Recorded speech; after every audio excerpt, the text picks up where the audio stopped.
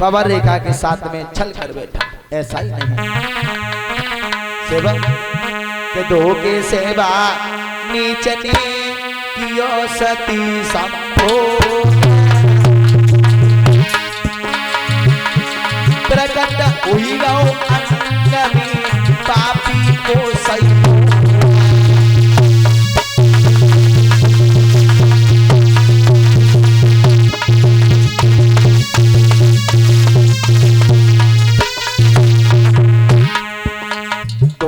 पवन रेखा के साथ में छल कर बैठा।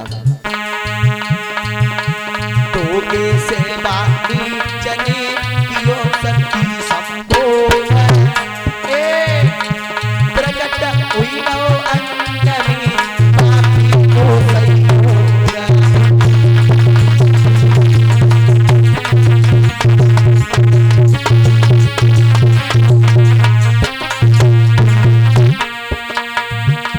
भैया असली सूरत धरी कौरन कुत्ता आयो भैया असली सूरत धरी कौरन गोगल आयो है।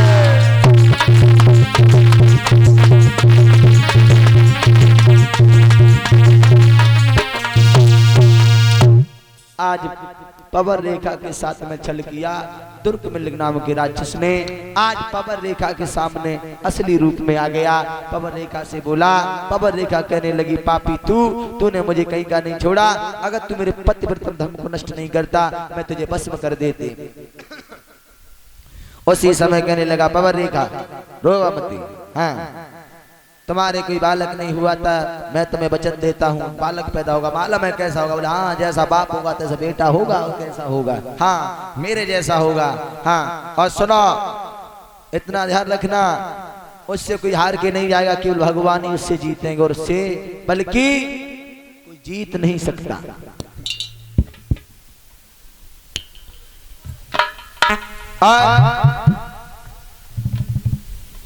जब श्री सुखदेव जी बोले हे राजन परीक्षित, बोला है क्या?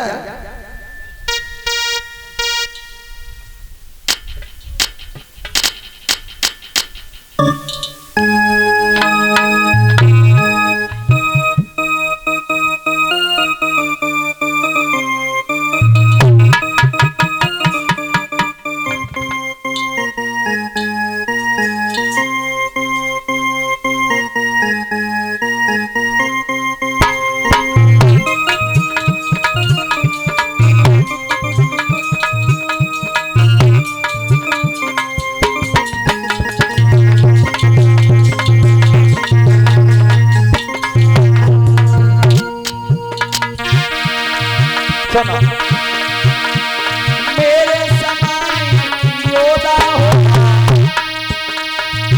पाए जग में जीत न पाएगा। सुनो मानस की बात दूर राजा इंद्र हार के पाएगा, बस इंद्र हार के पाएगा।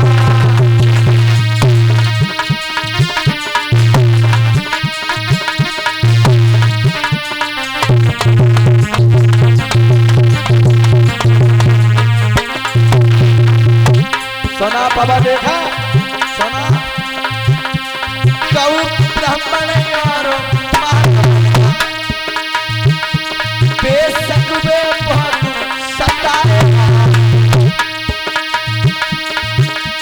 इतना देवी ध्यान ओ भैया, इतना देवी ध्यान रहे हरि के आनंद से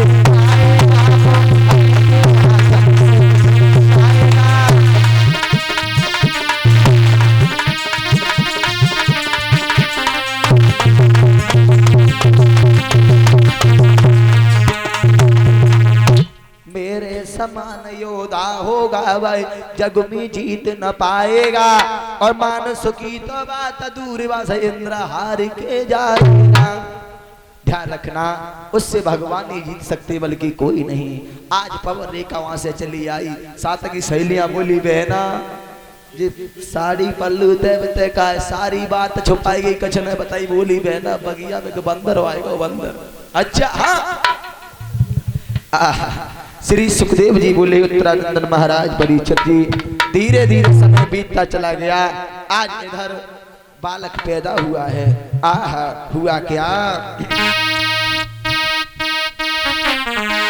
पैदा होते ही बालक के हो गया, पैदा होते ही बालक के आधी तूफान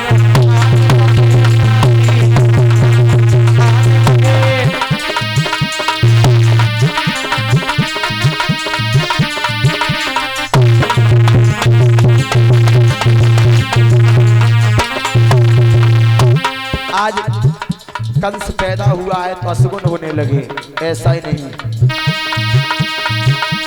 टूटने लगी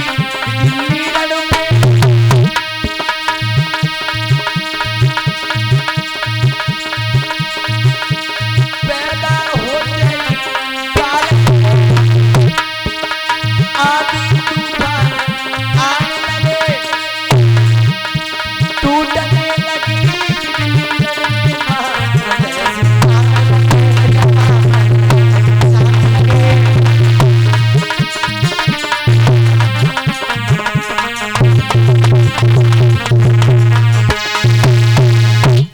बालक पैदा हुआ, आंधी तूफान आए, उसका नाम कंस रख दिया। आज कंस धीरे धीरे बड़ा हो रहा है, अत्याचार कर रहा है, छोटे छोटे बच्चों को उठा करके नदिया में फेंक देता है। श्रोताओ आज मेरे प्रभु के प्यारे भक्तों उग्रसेन के पास शिकायत आने लगी, तुम्हारा बेटा बहुत उत्साह उदम मचाता है। उग्रसेन कहने लगे बेटा अगर राजा का ही बेटा ऐसा करेगा प्रजा का क्या हाल होगा। जवाब दिया कंस ने पिताजी हाँ अब तुम राज्य नहीं चलाओगे, क्यों, बुढ़ापा आ गया, तुम आराम करो आराम करो। आज मेरे भैया बाएं पकड़ी है उग्रसेन की, जेल खाने में डाल दे, आराम करो, खुद राजा बन गया। बोला कैसा लगा, जो गुंडा लोग थे कहने लगे बहुत बढ़िया बहुत बढ़िया, महात्मा लोग कहने लगे हे प्रभु जी को आएगा। आज सब लोग भगवान से विनय कर रहे हैं, ऐसा ही नहीं कह रहे हैं, आप लोग भी बोलना। बसदेव जी तैयार रहे। अरे तेरे सोनो हितकारी मो पे वीर परी अतिकारी, तेरे सोनो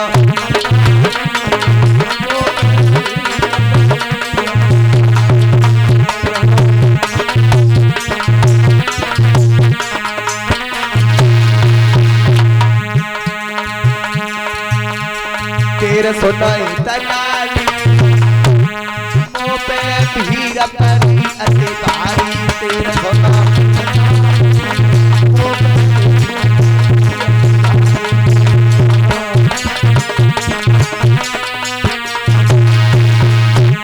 ए प्रभु भक्त के रखवाले, प्रभु भक्त के रखवाले, अमा सब आई गए शरण तुम्हारे।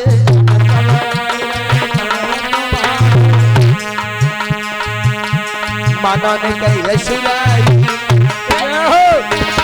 सोचो मेरी यसुराई मो पे वीर परी अतिकारी, तेरे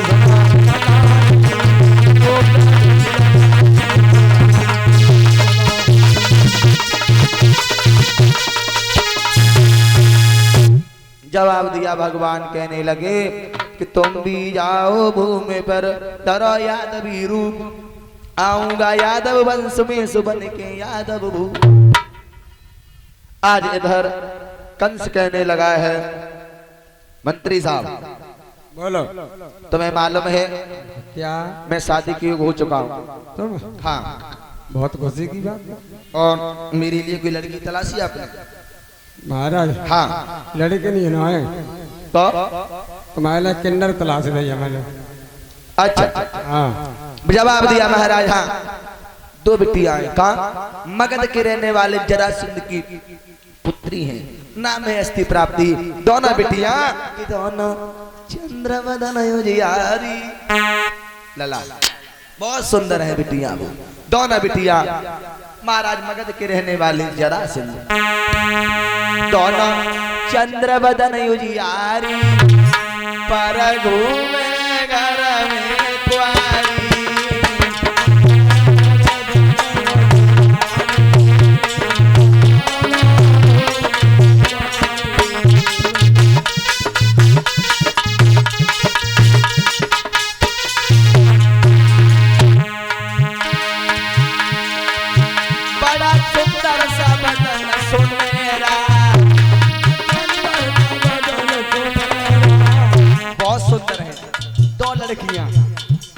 नाम है अस्ति और प्राप्ति। मगध के रहने वाले महाराज जरासंध की बेटी। महाराज बहुत सुंदर लगती, बड़ा सुंदर सा बदन सुनहरा,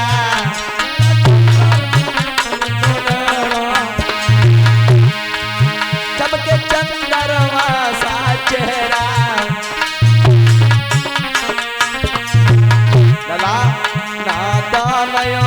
की बारी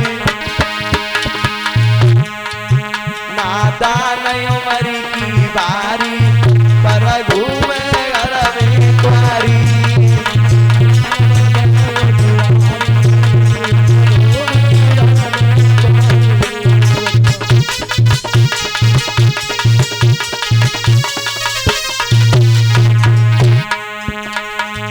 दोनों चंद्र बदन युजियारी पर घूमे घर में कुआरी।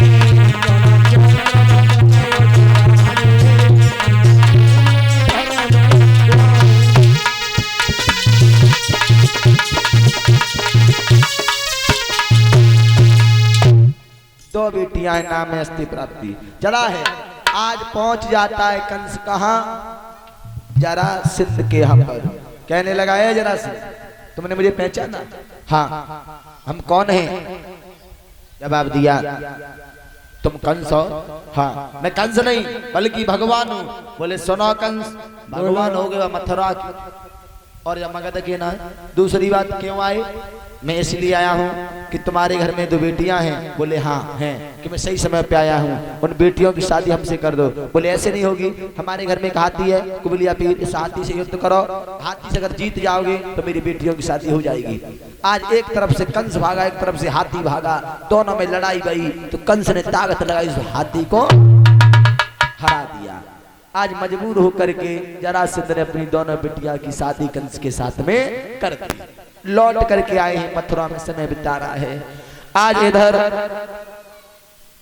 गौर करते, कंस के चाचा थे जो देवक, इनके घर में देवकी थी और ये सातों वसुदेव को ब्याही थी। और बटेश्वर के पास सोड़ीपुर गांव के रहने वाले थे वसुदेव। 10 भाई थे। एक दिन कंस कहने लगा है, बहनों वसुदेव, हाँ हम अपनी छोटी बहन की भी शादी तुम्हारे साथ में करना चाहते हैं। बोले ठीक है। आज शादी तय कर दी। वसुदेव बारात लेके चले, धूमधाम के साथ में शादी हुई है। विदा का समय हुआ है। हेलो,